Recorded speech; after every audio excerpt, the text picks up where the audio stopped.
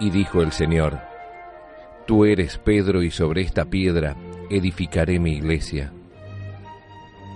El Santo Padre, Benedicto XVI, en su aprobación y promulgación del compendio del Catecismo escribió: Agradezco infinitamente a Dios nuestro Señor el haber dado este catecismo por mi venerado y amado predecesor, el Papa Juan Pablo II.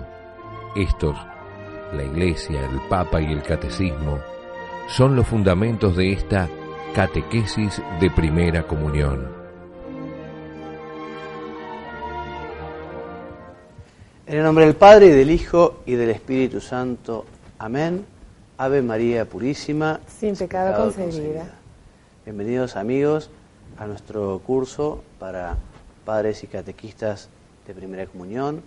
Hoy en nuestro programa número 9. Bienvenida, Mónica, y muchas gracias por tu presencia. Gracias, Padre Juan María, un gusto estar aquí. Bueno, y hoy en esta novena lección, como siempre, vamos a desarrollar un tema del Antiguo Testamento. Luego nos detendremos a estudiar, a recordar algunas de las verdades que nos enseña el compendio del Catecismo del Papa Benedicto XVI, para, después de escuchar los consejos de la Madre y Catequista, los consejos de Mónica, vamos a desarrollar algunos aspectos sobre la Santa Misa. Quienes han venido viendo estos programas saben que estamos aprovechando la Instrucción General del Misal Romano o el Ordenamiento General del Misal Romano, que me parece una guía extraordinaria para estudiar la misa y que además el Papa Juan Pablo II recomendó vivamente que se estudiara en las parroquias. Y vamos a comenzar con la historia de José, aquel hijo de Jacob que se convirtió en primer ministro del faraón en Egipto. Y la historia sagrada dice así: los hijos de Jacob fueron 12. El menor se llamaba Benjamín, el penúltimo José. Jacob quería mucho a Benjamín, pero su favorito era José. Y los demás hermanos envidiaban a José. José tenía sueños que simbolizaban cosas que ocurrirían más adelante. Una tarde Jacob envió a José para que buscara a sus hermanos, que se habían alejado cuidando la majada. Al verlo aproximarse, dijeron los hermanos: ahí viene el soñador, vamos a matarlo y tiraremos su cadáver en un jaguel seco. Después le contaremos a nuestro padre que lo atacó un puma y se lo comió. No, opinó Rubén, el hermano mayor, que no era tan malo. Mejor lo tiramos vivo al jaguel. Y decía eso porque pensaba sacarlo luego. Agarraron a José entre todos y lo arrojaron al pozo vacío. Rubén se fue a dar una vuelta por el campo para no oír los quejidos de José en el pozo. Cuando volvió, se encontró con que los demás, en su ausencia, habían sacado a José del jaguel, vendiéndolo a unos mercachifles que pasaban en viaje hacia Egipto. La cosa no tenía remedio. A Jacob le presentaron el manto de José manchado con la sangre de un cabrito, y Jacob se creyó que un puma lo había matado. Se largó a llorar desconsoladamente. También lloraba José al llegar a Egipto. Extrañaba mucho. Lo condujeron a una feria donde vendían esclavos y allí lo compró un hombre poderoso llamado Putifar, con perdón de la palabra. José lo sirvió fielmente y llegó a ser capataz de los servidores de su amo. Pero la mujer de Putifar, que era de lo que no hay, se propuso engañar a su marido con José. Como José no le llevaba el apunte, ella, despechada, lo denunció falsamente. Putifar, furioso, metió a José en la cárcel. Ahí interpretó acertadamente los sueños del copero, sommelier, le dicen los franceses, y del panadero del rey, que también estaban presos. Una noche, el rey de Egipto, conocido como Faraón, tuvo 2 sueños rarísimos. En uno de ellos vio 7 vacas gordas que salían de un río y pastoreaban en la orilla.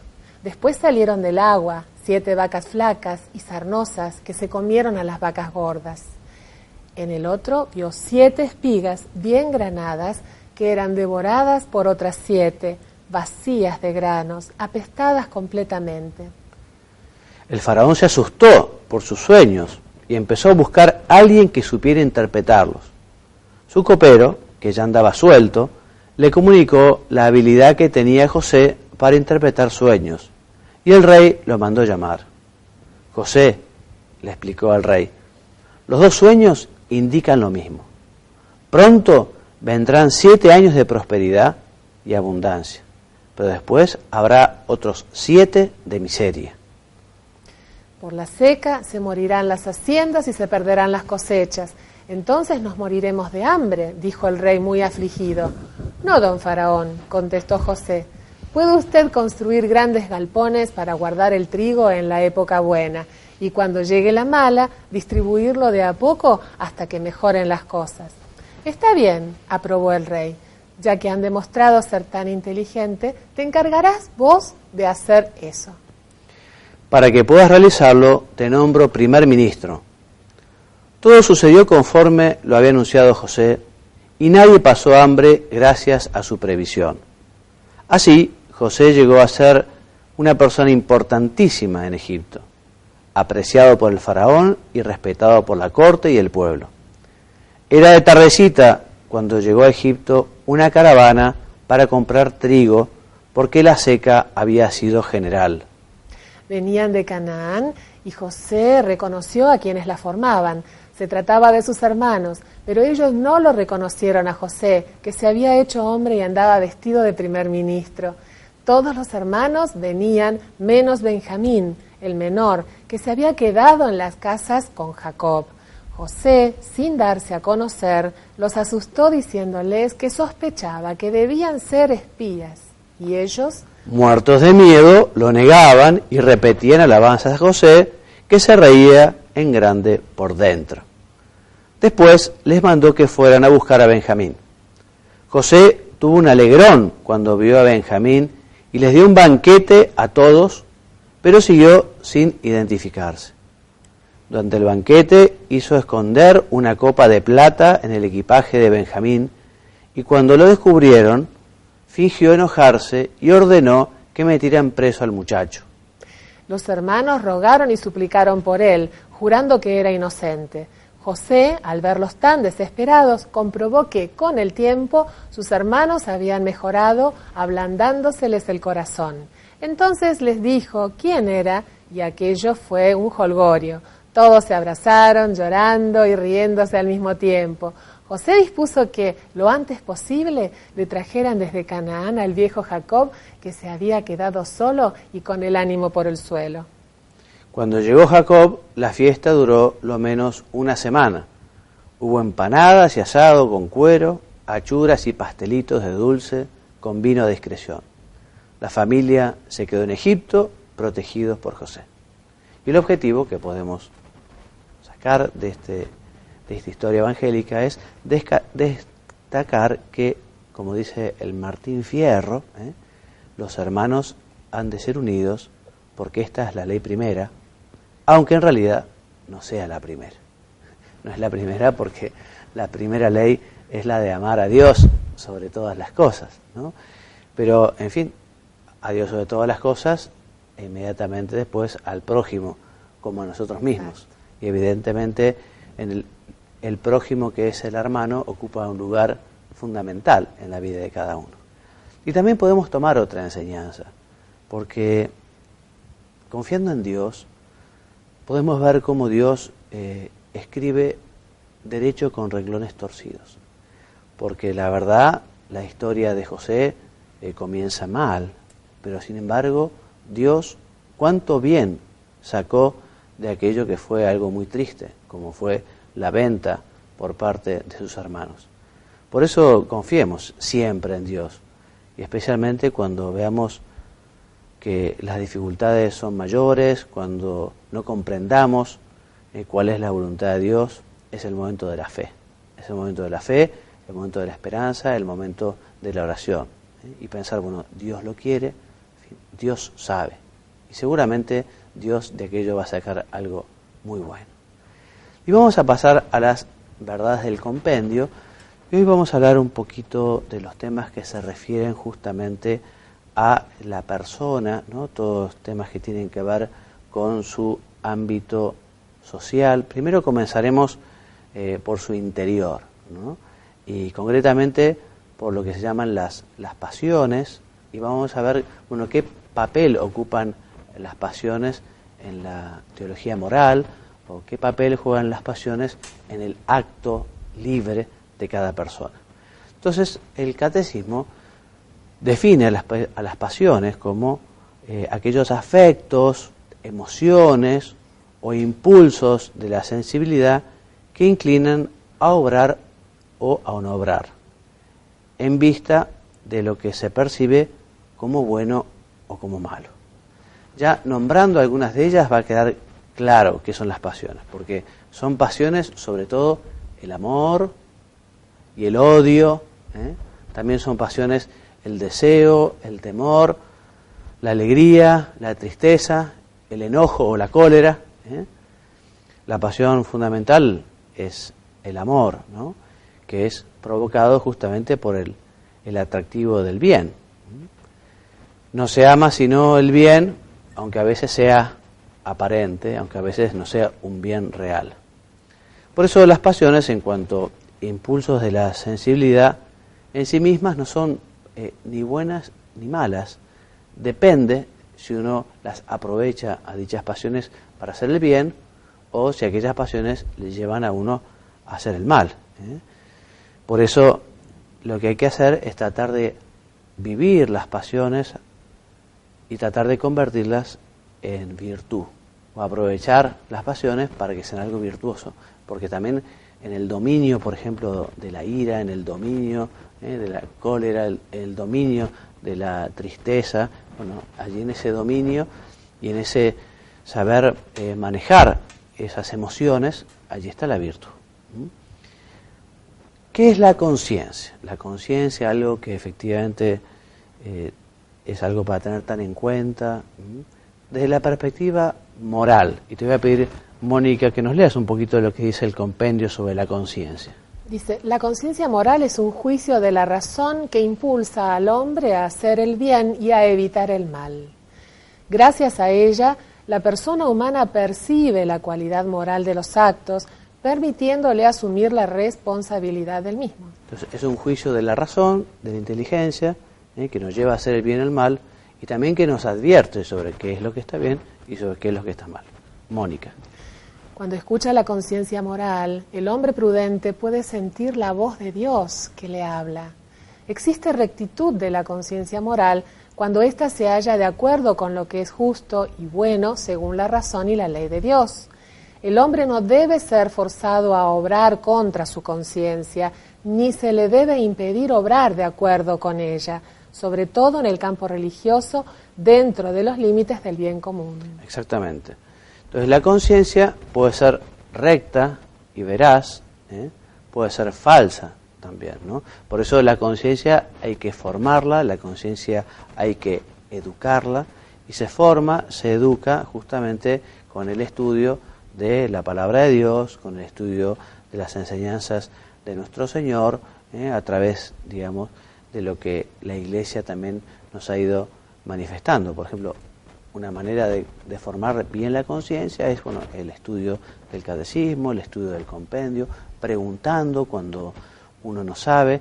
El ámbito de la confesión, por ejemplo, el preguntarle al sacerdote, bueno, padre, pero ¿y esto está bien, esto está mal, esto es un pecado grave, esto es un pecado leve? O sea, la confesión, que muchas veces se convierte en dirección espiritual, es un lugar privilegiado también para la formación de la conciencia. Esta formación de la conciencia, que cuando nosotros buscamos la gracia de Dios en los sacramentos, cuando buscamos al Espíritu Santo, aquella se enriquece con sus dones, y el Espíritu Santo también va obrando en el corazón y en la conciencia de las personas. Muy bien, 3 son las normas más generales que debe seguir siempre la conciencia. Mónica. Nunca está permitido hacer el mal por obtener un bien. 2. La llamada regla de oro. Todo cuanto queráis que os hagan los hombres, hacédselo también vosotros a ellos. Mateo 7:12. Y 3. La caridad supone siempre el respeto del prójimo y de su conciencia. Muy bien. Esto no significa aceptar como bueno lo que objetivamente es malo. Sabemos también que la conciencia puede emitir juicios erróneos, fruto de esa mala formación, o también puede ser que uno sepa que aquello está mal, pero lo haga igual. Pero es distinto a el concepto, digamos, de conciencia errónea. Ahora, esa conciencia errónea, cuando por ejemplo la conciencia nos dice, bueno, hacer esto no está mal, y en realidad está mal, eso se puede deber a la ignorancia. Pero la ignorancia a veces es responsable y a veces no. Por eso hay que ver. En realidad el que juzga es Dios, y es Dios el que sabe en el fondo cómo es la conciencia de cada uno. Pero todos estamos obligados a formar la conciencia, todos estamos obligados a preguntar en caso de duda, porque no hay que obrar con conciencia dudosa. Y es muy bueno justamente que a través de la dirección espiritual o del consejo de un sacerdote o una persona con conocimiento, uno vaya creciendo en conocimiento de la conciencia. Por ejemplo, sobre la culpabilidad de la ignorancia, a veces puede ser que no sea imputable a la persona ese mal cometido si la ignorancia es involuntaria, o sea, si no ha habido responsabilidad en aquel fiel. Muy bien, es necesario, por tanto, esforzarse para corregir la conciencia moral de sus errores. Bueno, y habiendo hablado de la conciencia, vamos a hablar ahora de las virtudes. Las virtudes, Mónica, ¿qué es la virtud? La virtud es una disposición habitual y firme para hacer el bien. El fin de una vida virtuosa consiste en llegar a ser semejante a Dios, dijo San Gregorio de Nisa. Sí, de hecho, cuando una persona fallece y parece que es santo porque vive una vida muy ejemplar, justamente lo que se estudia en un proceso de beatificación o de canonización es cómo vive las virtudes. O sea, si aquella persona vivió heroicamente la fe, la esperanza, la caridad, las virtudes cardinales, porque la santidad es parecerse a Jesucristo. La santidad es vivir las virtudes, tal como las vivió nuestro Señor. Bueno, entonces hay virtudes que son humanas, o sea, virtudes que uno puede alcanzar con su esfuerzo, y otras que son sobrenaturales, que solo se consiguen gracias a Dios. Las virtudes humanas son perfecciones habituales y estables del entendimiento y de la voluntad, que ordenan nuestras pasiones y guían nuestra conducta en conformidad con la razón y la fe. Estas virtudes humanas se pueden adquirir por el esfuerzo, por la lucha, se pueden fortalecer a través de repetir esos actos virtuosos, esos actos buenos, y pueden ser purificadas y elevadas también por la gracia divina. ¿Cuáles son las principales virtudes humanas denominadas cardinales, Mónica? Son la prudencia, la justicia, la fortaleza y la templanza. Muy bien, y vamos a hablar un poquito ahora de cada una de ellas. Mónica, ¿qué es la prudencia? La prudencia dispone la razón a discernir en cada circunstancia nuestro verdadero bien y a elegir los medios adecuados para realizarlo. Es guía de las demás virtudes, indicándoles su regla y medida. La prudencia nos ayuda justamente a decidir, nos ayuda a tomar la decisión correcta. Prudente no quiere decir sinónimo de un hombre apocado, porque a veces la prudencia exigirá que uno obre con rapidez y con audacia. Pero el hombre prudente justamente es el que sabe valorar y actúa con ese don también del Espíritu Santo, con esa luz para obrar correctamente. La justicia, Mónica. La justicia consiste en la constante y firme voluntad de dar a los demás lo que les es debido. La justicia para con Dios se llama virtud de la religión. La justicia, dar a cada uno suyo, dar a cada uno su derecho. La fortaleza asegura la firmeza en las dificultades y la constancia en la búsqueda del bien, llegando incluso a la capacidad de aceptar el eventual sacrificio de la propia vida por una causa justa. Muy bien, es muy bueno que la virtud de la fortaleza vaya unida al don del Espíritu Santo, ¿no? Porque efectivamente uno puede poner empeño y esfuerzo contra la adversidad, contra lo que es arduo, pero también es muy bueno pedirle al Espíritu Santo el don, justamente para poder hacer aquello que es tan difícil más fácil. Entonces, cuando uno ejercita la virtud de la fortaleza, que uno no deje de pedir al Espíritu Santo el don de la fortaleza. Muy bien, la templanza. La templanza modera la atracción de los placeres, asegura el dominio de la voluntad sobre los instintos y procura el equilibrio en el uso de los bienes creados. Por eso vivimos la templanza al comer, al tomar, al descansar, en el deporte, en el trabajo. Es ese orden también que uno tiene que poner, esa moderación en los apetitos. Muy bien, y ahora le damos la palabra a Mónica Heller, que ella como madre y catejista nos va a dar algunos consejos en pocas palabras. En pocas palabras, hoy quería charlar un poquito acerca de la vocación del catequista.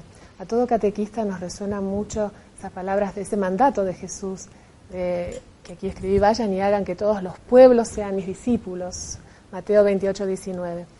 Y bueno, ser catequista responde a un llamado. Dios nos llama y nosotros nos dejamos, ¿no? Él nos invita y nosotros nos dejamos ser invitados por Él, por esta hermosa invitación.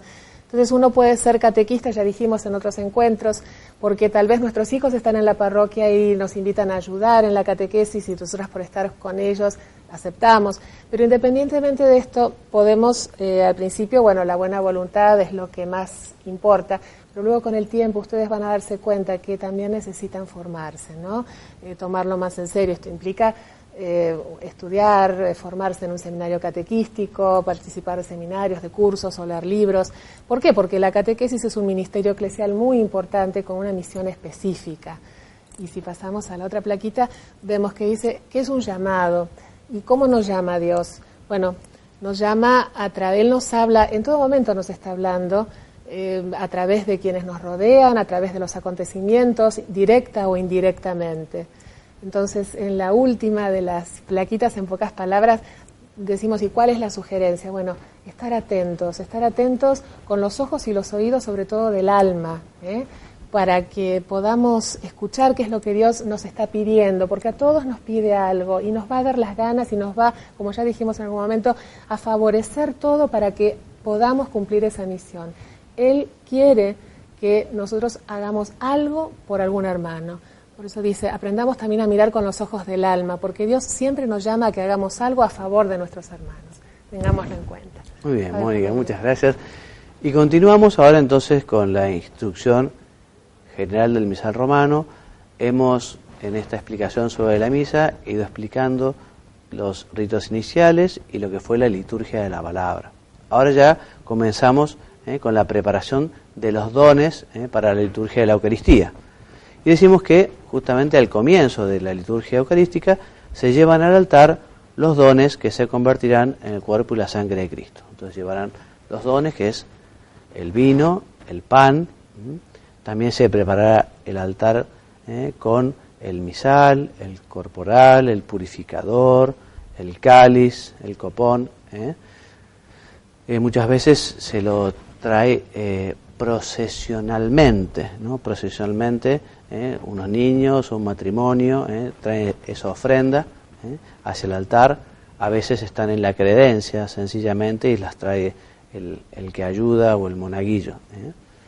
Pero leemos que dice la instrucción, luego se traen las ofrendas, por eso es de desear que el pan y el vino sean presentados por los fieles. El sacerdote o el diácono los recibe en un lugar adecuado para llevarlos al altar. Aunque los fieles ya no contribuyan con el pan y el vino destinados a la liturgia, como se hacía antiguamente, no obstante el rito de presentarlos conserva su fuerza y significado espiritual. Muy bien, Mónica, ¿también? También se puede recibir dinero u otros dones para los pobres o para la iglesia, traídos por los fieles o recolectados en la nave de la iglesia y que se colocarán en un lugar conveniente fuera de la mesa eucarística. Acompaña la procesión en la que se llevan las ofrendas el canto del ofertorio. El canto siempre puede acompañar los ritos del ofertorio, incluso cuando no hay procesión de dones. Exactamente. El sacerdote coloca el pan y el vino sobre el altar, diciendo las fórmulas establecidas. Puede incensar los dones colocados sobre el altar, luego la cruz y el altar, para significar que la oblación de la iglesia y su oración suben como incienso hasta la presencia de Dios. Después, el sacerdote y el pueblo pueden ser incensados por el diácono o por otro ministro. Luego el sacerdote se lava las manos al costado del altar y expresa así este rito, su purificación o su deseo de purificación interior. Muy bien, y vamos a continuar con la Santa Misa y vamos a ver una oración privilegiada. Ustedes saben que el compendio nos trae algunas oraciones al final a modo de apéndice y también nos habla del rosario. El rosario, que es una oración privilegiada, muy recomendada por la Santísima Virgen, muy recomendada por los papas. Qué bueno rezar el rosario en familia, la familia que reza unida permanece unida. Cuántos dones podemos pedir a la Virgen a través del rosario, cuántas también gracias podemos darles a la Virgen rezando el rosario.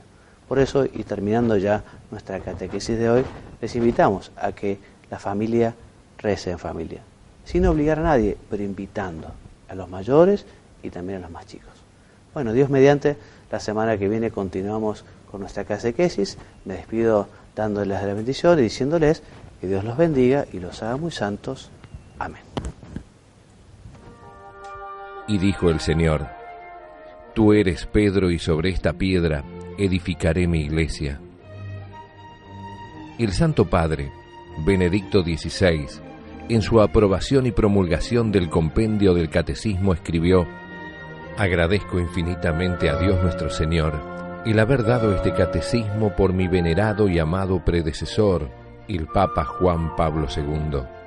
Estos, la Iglesia, el Papa y el Catecismo, son los fundamentos de esta catequesis de primera comunión.